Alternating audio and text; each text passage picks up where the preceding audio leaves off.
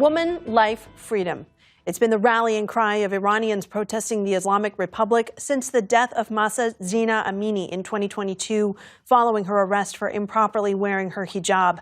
Thousands of protesters, including women and children, were arrested in the months following Amini's death. Many spent time at the notorious Evin prison in Tehran. One night, a fire broke out, threatening the lives of the detained people inside. 3 years later, details of the fire and of the prisoners remain scarce. But now one survivor has given her account, and it's the subject of a new short film called That Night. I recently spoke with the director, Hoda Sobhani. Hoda, thank you so much for being here. This film tells the story of the night of the massive fire at the Evin prison in Tehran through the eyes of your friend, who's a survivor of that fire, Neda Naji. Why did you feel strongly about telling Neda's story? Since I was 19, I had many friends who ended up in prison because of the political activities back in Green Movement 2009, and then after that, many other friends. And Neda was one of my best friends in Iran who ended up in prison, and I wanted to have the conversation with her so she doesn't carry this pain by herself.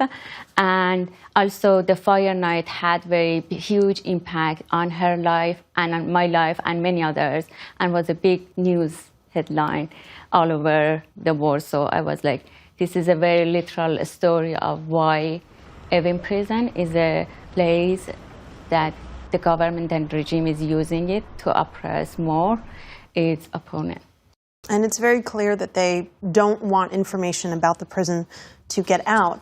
In fact, we see in the film Neda being told by guards, don't talk about this once she's released. She's not supposed to say anything. And now she's the star of this film. How did she feel? Was she scared about speaking out about her experience? I would say no, because she's very brave. And I would say, it was like few days after she got released, we had the first interview, because it was very important to remember the details of what happened that night in their cell, in their ward. But when she was inside of Iran, we didn't tell anyone that we are making the film. And then after a few months, she left Iran to Germany, and then we started talking publicly about this film. This film is mostly an animated film. Why did you make that choice? It's a very good question, because I think animation is one of the artistic forms that we grow up with, and it's the first way we learn to receive stories and learn stories. And I feel like all of these new in authoritarian countries like Iran and many others around the world, we consume news about violence on a daily basis. It almost becomes the background routine.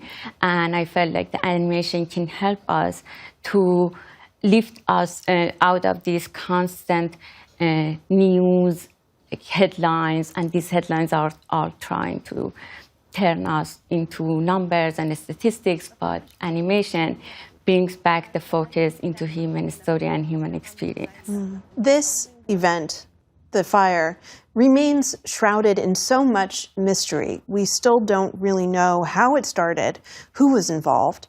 Why is there still so much that we don't know about the circumstances of the fire? And do people in Iran talk about this publicly? It was different for those who were inside of the prison and those who were outside. We were seeing videos and footage of fire, and those who were inside were hearing mostly gunfires and tear gas going into their cells.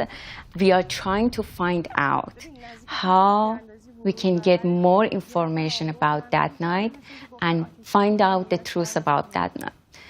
But because it's prison and there is these walls between people, so no one can talk to each other and say what exactly happened, and there is not a united POV between everyone.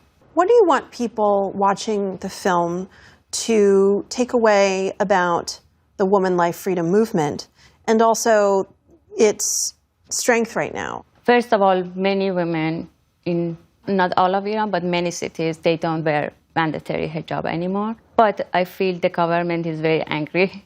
The hierarchy and the patriarchal government of Iran is very angry and mad at women Iranian women, and they are trying to put back the pressure on like a legal system on them, like marriage law or like civil rights on them. But I know that my friends and everyone that I know in Iran, they are trying and they are doing that. They are finding ways to fight against this system and to ask for their very basic rights. The film is That Night. Hoda Sobhani, thank you so much for joining us. Thank you so much for having me.